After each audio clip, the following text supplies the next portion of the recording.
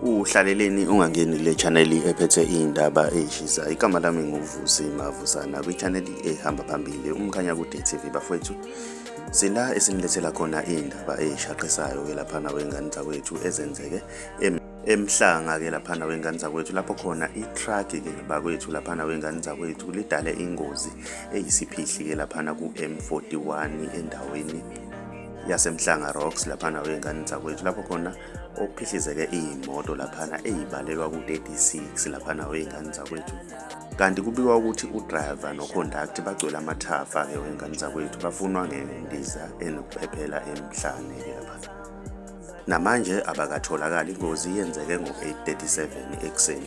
Ngiyafisa ukuzuvo lwakho ukuthi wena ngabe kuthini okwakho kuphawula ke sidibane lapha kwi-comment section ngezuvo lwakho ukuthi wena ngabe kuthini okwakho kuphawula. Mawumusha ngiyacela wenze okulungile, cela subscribe cenze nempela ukuze uzothola ama-notification njalo masiposta i-video entsha si-channel siyabo.